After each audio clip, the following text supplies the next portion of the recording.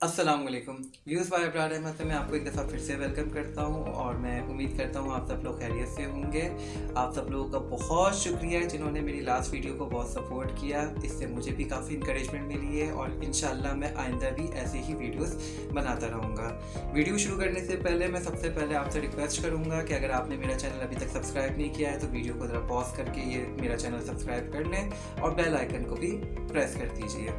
अच्छा, जब मैंने प्लेटफॉर्म बनाया था तो मैंने एक ओपन इनविटेशन दिया था सबको कि आप लोग आएँ, अपनी स्टोरीज, अपने पॉइंट ऑफ व्यू मेरे साथ शेयर करें और मैं इसको अपने चैनल पे अपने चैनल पे शामिल करूँगा। तो हुआ ये कि आज जो मैं स्टोरी शामिल करने जा रहा हूँ, स्टोरी तो नहीं, एक फैक्ट है और एक बहुत बड़ा फैक्ट है, और वो भी मेरी फ्रेंड के साथ। मैं बात कर रहा हूँ रबिया की।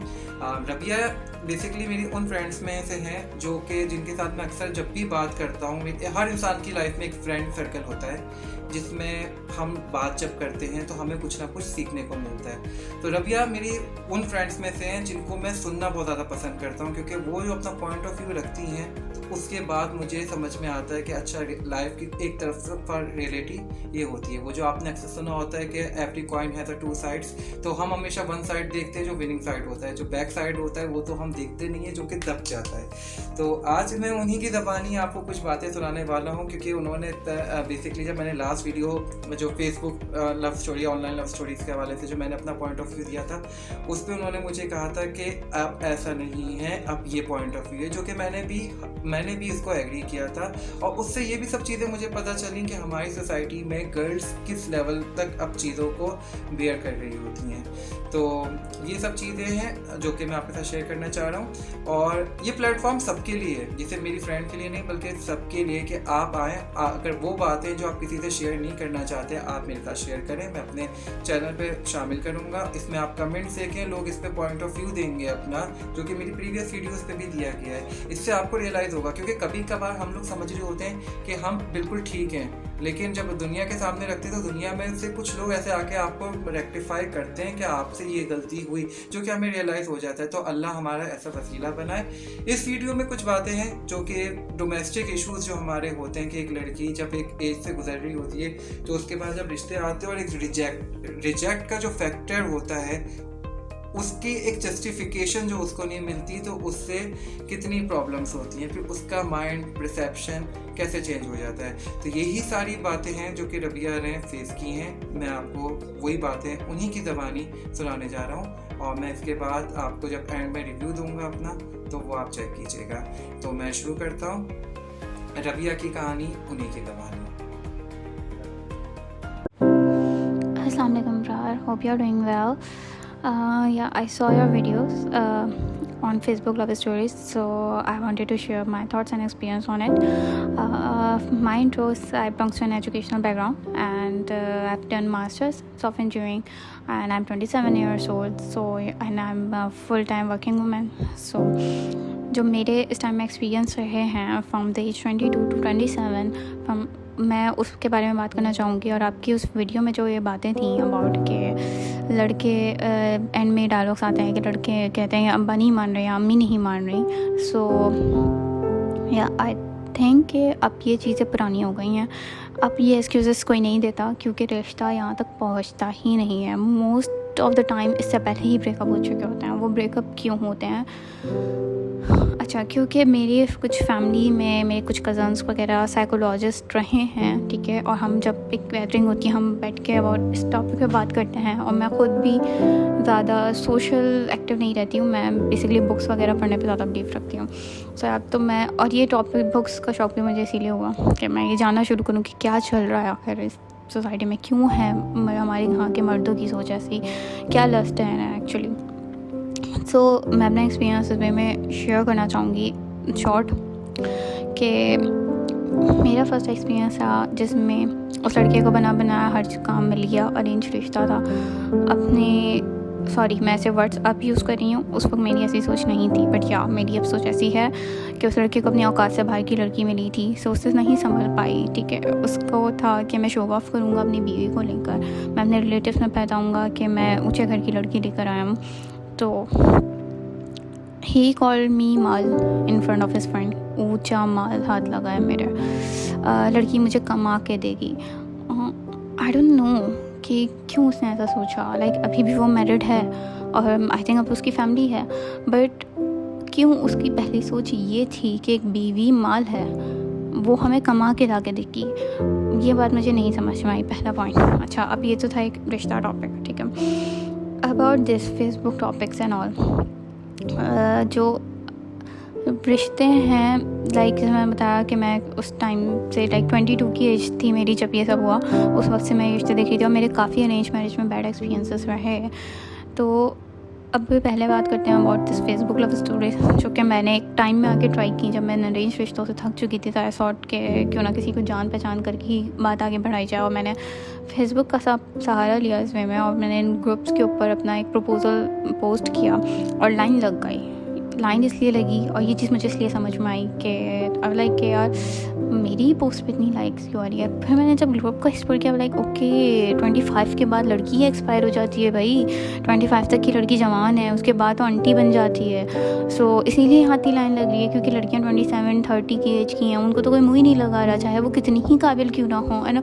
मैं ये तो देख के शॉक्ड होती थी कि क्यों भाई इतनी प्यारी लड़की है, इसको लड़का नहीं मिल रहा, मतलब इतनी काबिल लड़की है, इसको लड़का नहीं मिल रहा। और उसके बाद मुझे लगने लगा था मैं तो कुछ भी नहीं हूँ, तो मुझे कैसे मिलेगा। यहाँ इतनी प्यारी प्यारी लड़कियों को लड़के नहीं मिल रहा। सो या लेकिन जब मैंने पोस्ट की तो मुझे पता चला शादी तो काबिलियत देख के होती ही नहीं है। शादी होती है लड़की की रंगत देखकर, उसका जिस्सामत देखकर, उसका घर देखकर कि वो जहेज़ कितना लाएगी। और यहाँ से मेरे माइंड में ये बातें शुरू हुई, फिर लड़कियाँ क्यों गोल्ड डिगर होती हैं, ये क्यों कहा जाता है कि ये लड़की गोल्ड डिगर है। असल गोल्ड डिगर तो ये मर्द है, और आई थिंक हम सभी गोल्ड डिगर होते हैं किसी ना किसी मैनर में। मर्द अपने मतलब की हर चीज़ देखता है, लेकिन जब औरत अपने मतलब की कोई चीज़ देखती है तो उसको गोल्ड डिगर कह देते हैं आगे से। हमारी जो ये सोसाइटी है ना, ये एक मेल डोमिनेटिंग सोसाइटी हो गई है, ठीक है, हो गई थी, मैं कहूँगी है भी नहीं, अब थी। क्योंकि उस टाइम में जो मैंने चीज़ ऑब्जर्व किया से 2 साल पहले, जी मैं 35 साल का हूँ, लड़की मुझे 25 साल की चाहिए, वो 10 साल तो छोटी होनी चाहिए ना। मैच्योरिटी लेवल उसका मेरे जितना ही होना चाहिए, एक्सपीरियंस उसका मुझसे भी ज़्यादा होना चाहिए, घर के सारे काम करने। मेरे घर में मासी नहीं है, मैं अफोर्ड नहीं कर सकता जी। वो मेरी अभी 4 अनमैरिड बहन है जो आपका जीना हराम कर देंगी शादी के बाद, लेकिन बर्दाश्त तो आप नहीं करना है, आप औरत हैं। मैं घर बसाना मेरी जिम्मेदारी नहीं है, वो भी आप ही करेंगी। अच्छा, ये तो थी रिश्ता थिंग। अब वो लड़के जो इनबॉक्स में आए ड्रामेबाजियाँ करके कि लाइक अबाउट रिलेशनशिप्स, के मेरा रिलेशन रहा लास्ट ईयर एक लड़के से, जिसको मैं एक प्रॉपर रिलेशन का नाम तो नहीं दूंगी। लाइक ऐसा नहीं था कि हमने बहुत लॉन्ग टाइम रिलेशन रहा, लाइक कि काफ़ी टाइम दोस्ती और कुछ मंथ का एक रिलेशन थी, जिसमें सिर्फ इमोशनल बात रही, नो मुलाकात एंड ऑल। तो वो सिर्फ इसलिए था कि मैंने हमेशा से देखा कि लड़के ट्रैप करते हैं लड़कियों को बातें करके, वो उन्हें इमोशनली घेरते हैं हर चीज़ में। ये चीज़ें मुझे इसलिए पता थी और पहले से शायद क्योंकि मैं इन चीज़ों को अपनी फैमिली में देखती आ रही थी। तो और फिर जब मैंने जॉब शुरू की तो मैंने और इन चीज़ों को प्रैक्टिकली ऑब्जर्व करना शुरू कर दिया। सो जब मैंने ये चीज़ें देखी अबाउट इट के वाओ इमोशनली ऐसे घेरा जाएगा। एक लड़का जो आकर अपनी मर्दानगी को लड़खा रहा है मेरे सामने, वो लाइक कि यार वो मर्द ही नहीं जो अपनी बात से मुकर जाए, मेरी तो बात ज़बान ही काफ़ी होती है, लोग मुझ पे ऐसे अंधा बिलीव करते हैं। सो या आई बिलीव्ड हिम और he prove me wrong. He said okay मैं नहीं हूँ मर्द भाई, नहीं हूँ मैं मर्द, मैं नहीं कर सकता। मैंने तो बस ऐसे ही बोल दिया था, मुझे लगा तुम मुझसे इमोशनली अटैच हो जाओगी, फिर तुम अपने माँ बाप से लड़ोगी मेरे लिए और हमारी शादी हो जाएगी, बैठे बैठे मुझे मिल जाएगी एक सही लड़की। और मैं तो ऐਵੇਂ ही बोल दी थी ये बात। सो अब्बा नहीं मान रहे तक तो बात ही नहीं पहुँची, बात तो यहीं ख़त्म हो गई। और मोस्टली रिश्तों में बात यहीं तक ख़त्म हो जाती है। क्यों ख़त्म होती है? जो मैंने अभी इस टाइम में देखी अबाउट दिस रिश्ता ग्रुप्स, पहला क्वेश्चन लड़के करेंगे साइज़ क्या है आपका, लिटरली ये क्वेश्चन होते हैं, जो कि मैंने अक्सर इन ग्रुप्स के ऊपर विद प्रूफ जो है चैट प्रूफ्स के साथ पोस्ट किए हैं कि चल क्या रहा है सोसाइटी में समझ नहीं आ रहा भाई। मतलब मैरिड औरतों को मर्द नहीं बख्श रहे हैं, आप हमसे बात कर रहे हैं, हमें बात करके अच्छा लग रहा है, मतलब क्या हो रहा है ये, क्यों किस बात की हवस भरी हुई है, मुझे नहीं समझ में आती है ये चीज़ें आज तक।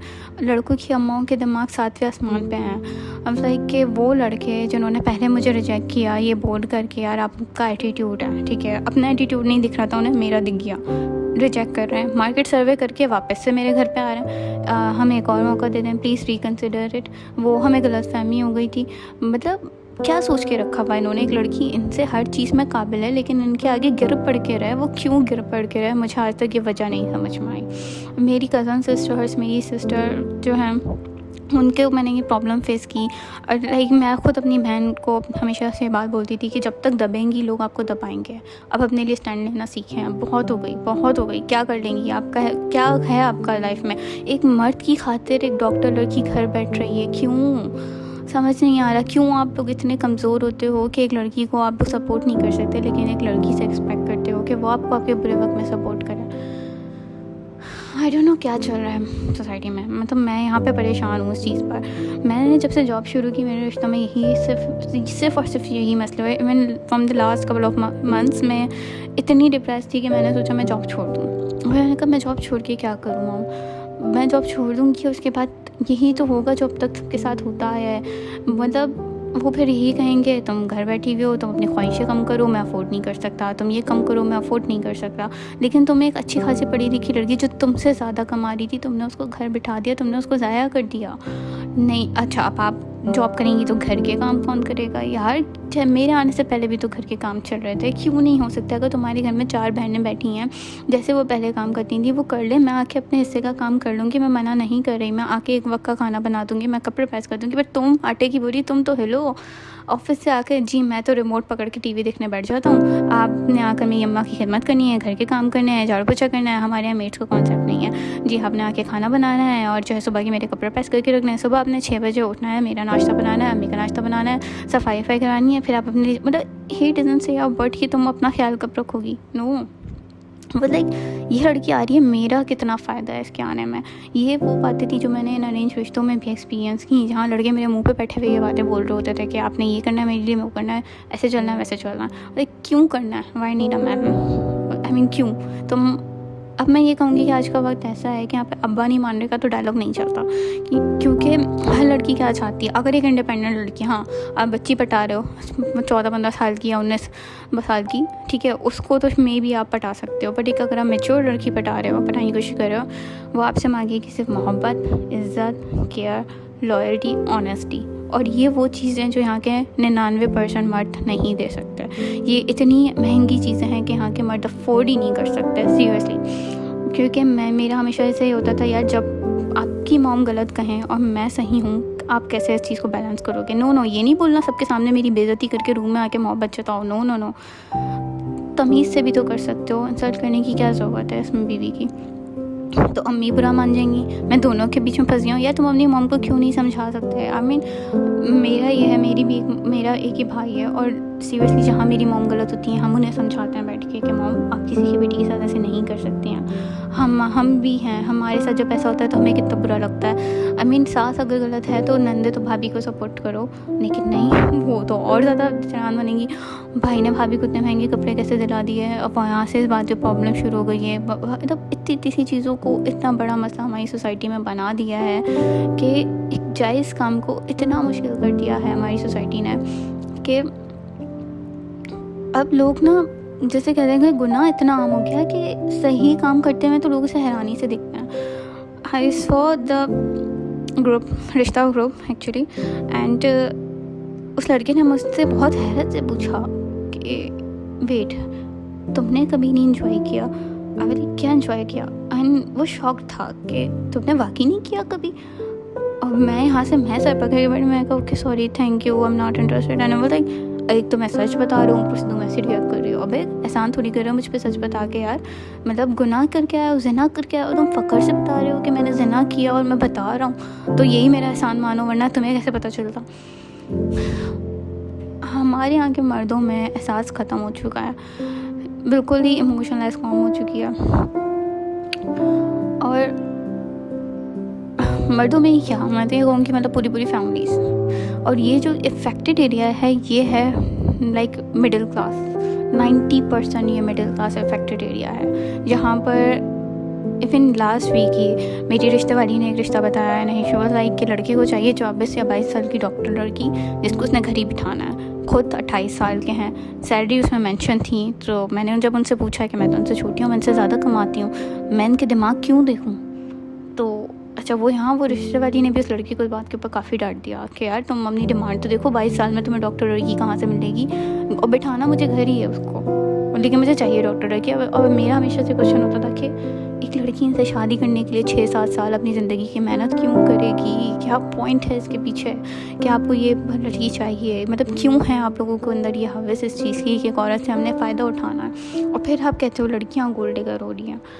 मैंने एक्सपीरियंस कर लिया अरेंज में, लोअर क्लास में, मिडिल क्लास में, अपर तक नहीं पहुंची मैं, अपर बहुत गंदी है, बहुत गंदी क्लास है वो। इस 10% में से उम्मीद रखती हूँ कि शायद कोई हो ढंग का जो बाकी शायद मिले, लेकिन अपर क्लास में मैं ये कहूँगी कि शायद बाकी के 1% शायद लोग शरीफ होते हों। बट यहाँ मोस्टली लड़के वो होते हैं जो पार्टीज़ कर रहे होते हैं, जिन्होंने ईयर पियर्सिंग करवाई होती है, जिन्होंने टैटू बनवाए हैं, जो क्लबिंग जा रहे हैं, जो हम जैसी लड़कियों को बहन जी बोलते हैं, और बाया बनती है बहन जी, मुझे मॉडर्न लड़की चाहिए, साइज़ बता दो यार, एक किस दे दो। इवन इब्रार मैं आपको ऐसे स्क्रीनशॉट्स तक शेयर कर सकती हूँ अगर आप अपने चैनल पे दिखाना चाहें तो, जो कि मैंने इस टाइम में देखे हैं, जो कि प्रूफ के साथ मैं दिखा सकती हूँ कि कितनी चीज़ें किस साइड से गलत होती आ रही हैं। और मैं सबको एक मैसेज देना चाहूँगी स्पेशली लड़कियों के लिए कि डोंट फॉल फॉर वर्ड्स। जिसने करना है वो आएगा, खुद आएगा। जिसने नहीं करना वो तुमसे मिलेगा भी, वो डेटे भी मारेगा, हाथ भी पकड़ेगा, बड़ी बड़ी बातें भी करेगा, तुम्हें किस भी करेगा, बेबी उससे ज़्यादा ना बढ़े, क्योंकि उसको खुद को शो भी तो करना होगा कि नो ये तो शादी के बाद करेंगे, मैं बहुत नेक लड़का हूँ, लेकिन वो यहाँ तक ज़रूर पहुँचेगा कि वो तुम्हें किस करे, लेकिन उसके बाद वो तुमसे शादी नहीं करेगा, वो वेट करेगा कि तुम अपने माँ बाप से उसके लिए कब लड़ती हो, क्योंकि वो, मैं नहीं कहूँगी कि ऐसे लोग मर्दों में शुमार होते हैं। अल्लाह ने मर्द को ये नहीं बनाया था, सीरियसली अल्लाह ने मर्द को नहीं बनाया था। अगर आप कुरान को कसर में खोल के देखें, मर्द को मुहाफ़िज़ बनाया गया था, इसलिए नहीं था वो कि वो औरत के पीछे छुपे और इंतज़ार करे कि औरत कब उसके लिए लड़ेगी। सॉरी ये थोड़ा काफ़ी लंबा हो गया, आप इसको थोड़ा शॉर्ट करके अपनी वीडियो में ज़रूर दिखाइएगा। तो जनाब आपने फैक्ट्स एंड फिगर का यहाँ पे बखूबी अंदाज़ा लगा लिया होगा, और इस पे मैं अपना कोई रिव्यू नहीं दूंगा, ना ही मेरा कोई पॉइंट ऑफ व्यू यहाँ पे बनता है, क्योंकि जो बातें अभी रबिया ने की ये फैक्ट है, और ये वो बातें हैं जो कि आजकल हम आम तौर पे लड़कियों से सुन रहे होते हैं कि उनकी लाइफ में नहीं हुआ या वो हुआ। बतौर मेल मैं आपसे ये बात कर रहा हूँ, और ये मैंने भी बहुत सी फीमेल से ये सारी बातें सुनी हुई हैं, और ये हमारी सोसाइटी का एक तरीके से हिस्सा भी बन चुका है। तो मैं इसको ये तो नहीं कहूँगा कि क्या था, बल्कि 100% फैक्ट था, और फैक्ट से हम लोग सब लोगों को एग्री करना चाहिए। तो ये कुछ बातें थी, बातें वैसे बहुत और भी थी जो कि इसमें की जा सकती है, और मैं आपको अगर ये कहूँ कि ये सिर्फ 2% की हकीकत है, 98% तो अभी बताया ही नहीं गया है, तो ये भी कहना कोई गलत नहीं होगा, इससे भी बढ़कर चीज़ें होती हैं। अब ये तो वो तजुर्बा था जो कि रबिया ने फेस किया, कुछ लोग ऐसे हैं जो इससे भी एक्सट्रीम लेवल के तजुर्बे फेस करते हैं। तो बिल्कुल पॉइंट ऑफ व्यू से हम लोग एग्री करते हैं, और अगर आप लोग भी अपना कुछ पॉइंट ऑफ व्यू ऐसा देना चाह रहे हैं तो बिल्कुल दीजिए, मैं भी आपका बिल्कुल इंतज़ार करूंगा और अपने चैनल पे इसको शामिल करूंगा। जाते जाते मैं फिर आप लोगों से रिक्वेस्ट करूंगा कि प्लीज़ मेरे चैनल को सब्सक्राइब कीजिएगा, ताकि मैं इसी तरीके से वीडियोज़ बनाता रहूँ। अपना ख्याल रखिएगा, अल्लाह हाफिज़।